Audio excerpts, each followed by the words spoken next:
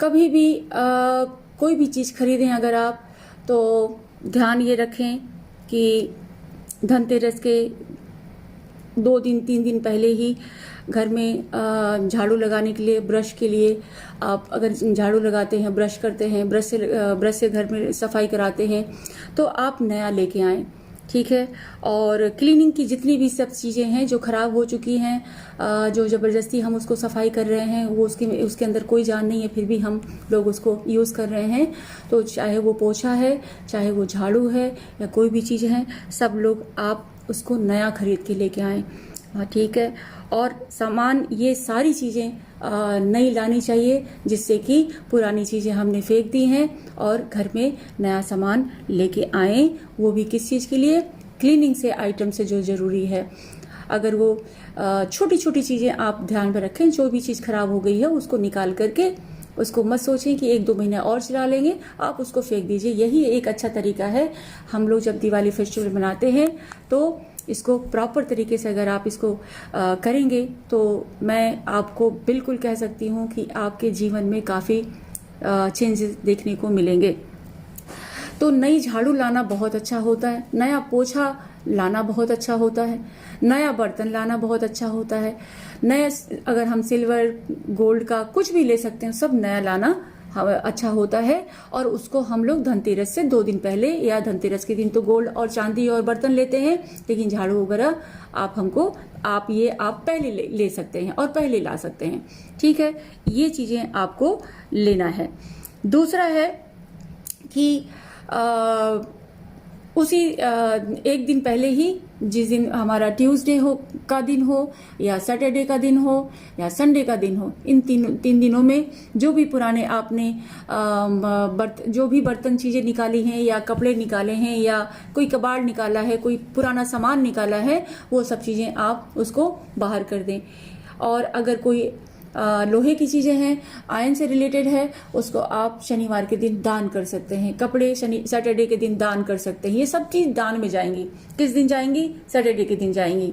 तो ये बात आपके मन में ये जो है विचार बिल्कुल ना लेके आए कि अरे ये तो हमारे काम में आ जाएगा, आज नहीं तो कल आ जाएगा, परसों आ जाएगा। सच बताएं तो वो कभी भी आपके काम नहीं आने वाला है, क्योंकि राहु कहीं जब एक बार इकट्ठा होना शुरू हो जाता है तो वो निकलना नहीं चाहता। इसीलिए कभी नल खराब हो रहे हैं तो आज ये टूट रहा है, तो आज वो ठीक किया तो दूसरा प्रॉब्लम शुरुआत हो गई। तो मतलब घर में कोई ना कोई प्रॉब्लम जो है राहु की वजह से, इकट्ठा किए हुए सामान से ये चीजें होती हैं। जितना घर खाली खाली होगा, जितना कम से कम सामान रहेगा, उतना ही एनर्जी अच्छे घर में फ्लो होती है। इस बात को आप हमेशा ध्यान में रखें।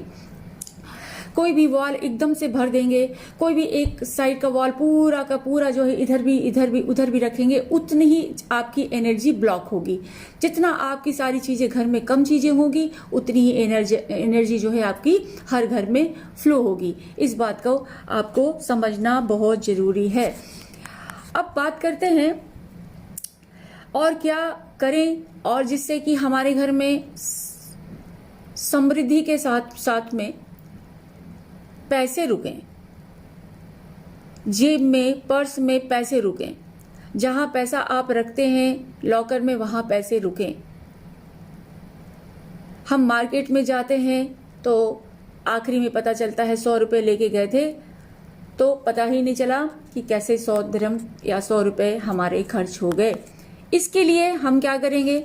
इसके लिए हम करने वाले हैं कि रात में कभी भी आपको झाड़ू नहीं लगाना है अपने घरों में। बहुत लोग देखते हैं कि रात में सफाई करने के बाद में झाड़ू लगाते हैं। ये बिल्कुल भी लक्ष्मी को पसंद नहीं है, क्योंकि झाड़ू का स्वरूप लक्ष्मी का है। जो भी क्लीन जो करते हैं वो सब लक्ष्मी के रूप में आते हैं। तो झाड़ू स्पेशली रात में ना लगाएं, इससे लक्ष्मी का अपमान होता है। रात के टाइम पे जब आप लोग सभी लोग अपना डिनर कर लेते हैं तो कोशिश ये करें कि अगर बर्तन रात में ही साफ कर लें तो बहुत अच्छा है। किचन साफ सुथरा रखें, और अगर किसी कारणवश आप वेट करते हैं कि दूसरे दिन आके हमारा कोई भी क्लीनर आके साफ करेगा।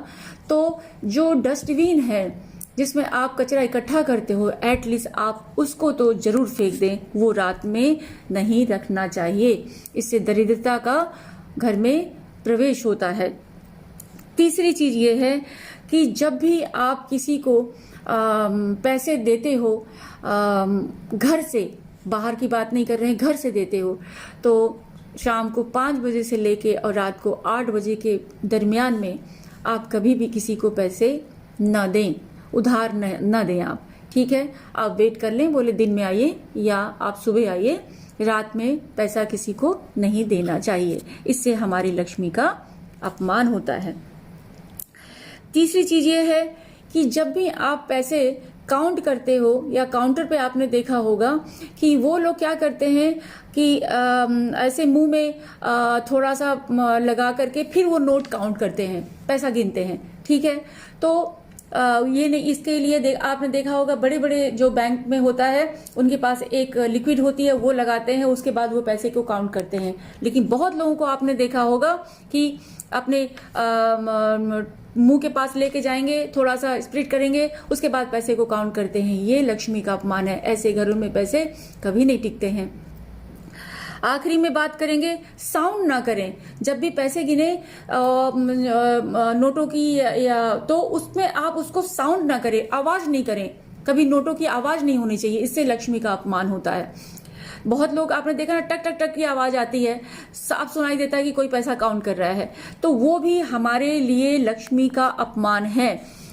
अब आते हैं कि जब भी वापस एक बार कि जब भी हम नया झाड़ू लें या हम घर में क्लीन करते हैं तो हमेशा अपनी क्लीनिंग की जो भी आइटम्स हैं उसको आप छुपा के रखें।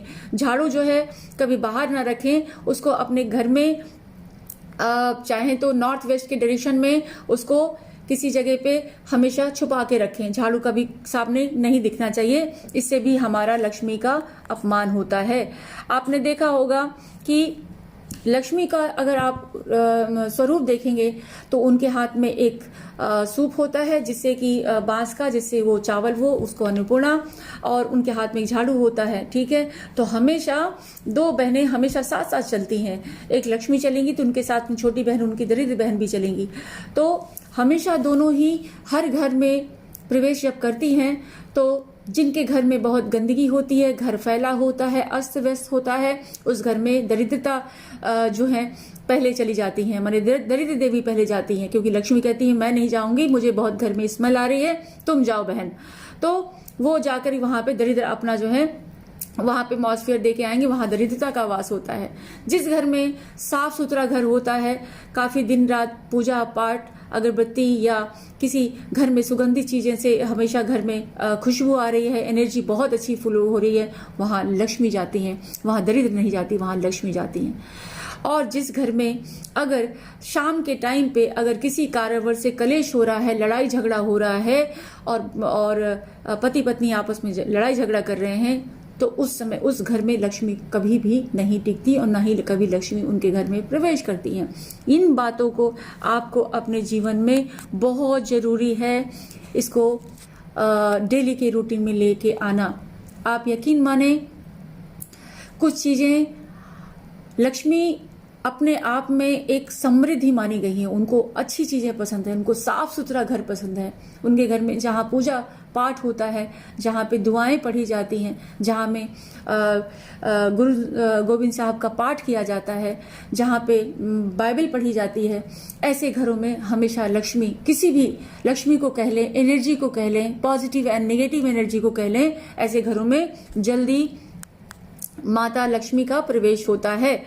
तो हम लोग इन चीजों को अगर अपने जीवन में करते हैं, आप यकीन माने आपका जीवन बदल जाएगा, आपका जीवन बदल जाएगा कि हमने क्या कहा और 6 महीने बाद आपके घर में क्या उसका इफेक्ट आपके घर में आया। सो इतनी चीजें आज हम आपको क्लीनिंग के बारे में, सफाई के बारे में और क्या करना है और क्या नहीं करना है, जिससे कि हमारे घर में हमेशा कुबेर देव, लक्ष्मी जी का वास हो। और जहाँ लक्ष्मी जी की कृपा होती है वहाँ अपने आप सारी दुख दर्द खत्म हो जाता है। अगर हमारे घर में इनकम, सोर्स ऑफ इनकम अच्छी नहीं होगी तो डेफिनेटली हमको ये दिक्कत होगी कि पैसे नहीं हैं तो हम दवाई कहाँ से करें, पैसे नहीं हैं तो हम ये कैसे खरीदें, हमारे पास पैसे नहीं हैं तो हम ये नहीं कर पाए। सो इसका जो अभाव आपको फील होता है, ये आपको अपने जीवन के रूटीन में एक दिन करने से नहीं होगा कि दिवाली पूजा आ रही है तो चलो पुताई लिपाई कर दी। अब साल भर तक हमने फिर उसको, पर्दा को, कपड़े को, बर्तन को, जगह को हिलाया तक नहीं है। मोटे मोटे धूल हमको देखने को मिलते हैं जब हम वास्तु विजिट पे जाते हैं, लेकिन हमारा काम है उनको बताना ये नहीं सही है, ये सही है। तो आप इन चीज़ों को पहले सफाई के रूप में फॉलो करें। नंबर 2, बाथरूम में अगर किसी का डायरेक्शन वाइज अगर गलत है या डायरेक्शन सही है या डायरेक्शन बिल्कुल अपोजिट है, तब भी अपने वॉशरूम में आप जो हिमालयन सॉल्ट आता है, जो जिसको हम लोग खड़ा नमक कहते हैं, उसे हमेशा कटोरी में, ग्लास की कटोरी में आप नमक डाल करके हमेशा अपने बाथरूम में रखें। इससे हमारी नकारात्मक यानी निगेटिव एनर्जी दूर हो जाती है, पॉजिटिव एनर्जी हमेशा उस जगह को हमेशा एक बैलेंस लेके चलती है। मनी प्लांट लगा सकते हैं, बॉटल में मनी प्लांट लगा सकते हैं, जिससे कि अगर कोई निगेटिव एनर्जी इफेक्ट हो रही है तो वो मनी प्लांट जल्दी जल्दी खराब होगा, क्योंकि उसके अंदर ऑब्जर्वेशन और उसको कैचिंग पावर ज्यादा होती है। तो आप अपने ही वॉशरूम में अगर टाइम है, जगह है, प्लेस है, तो आप जो है मनी प्लांट लगा के रखें और एक बॉल में आप नमक डाल के कटोरी में रखें। ये बहुत जरूरी है घर के पॉजिटिव एनर्जी को बैलेंस करने के लिए और नेगेटिव एनर्जी को दूर करने के लिए। ठीक है, घर है, बाथरूम है और क्लीनिंग है, ये पहले आप समझ लें। उसके बाद हम आपको अब बताने जा रहे हैं कि हमको धनतेरस की पूजा कैसे करनी है। वीडियो को सुनने के लिए थैंक यू, और आप सभी को मेरा प्रणाम है, और मुझे उम्मीद है कि ये वीडियो आपको ज़रूर पसंद आएगा। जो हम हमेशा अपने घरों के लिए, अपने परिवार के लिए, अपनी फैमिली के लिए, सबके बारे में सोचते हैं। नेक्स्ट वीडियो हमारा अब धनतेरस के बारे में बनने जा रहा है, जो आप जल्दी ही इसको आप सुन पाएंगे और आप कर पाएंगे। Thank you.